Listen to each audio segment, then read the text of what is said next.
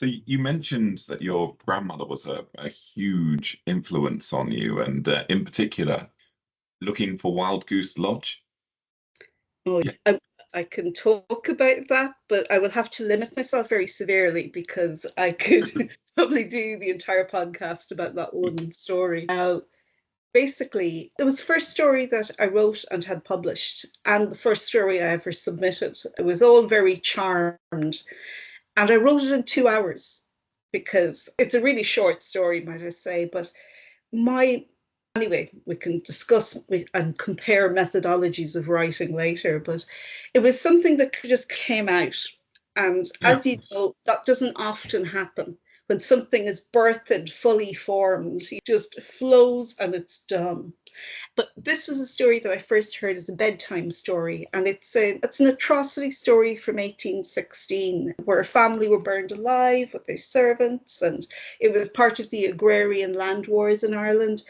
And then 17 men were executed, but because a reward was put up, it was speculated later many of these were innocent, but their remains were gibbeted, hung in iron cages up and down the roads where my grandparents lived.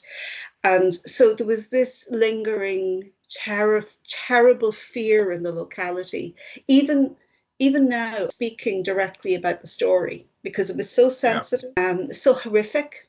I won't go into the details, but anybody who's interested, there's an amazing book by Terence Dooley called The Murders at Wild Goose Lodge, which divulges the full story. But so that was a story that just came out. And it was only in the writing of it that I realized that it was a hymn to my grandmother, who was Wow. just such an amazing storyteller. And so for me, a lot of what I do is honoring her legacy. And also because for me, I suppose writing's about meaning making. And because I don't have children, David.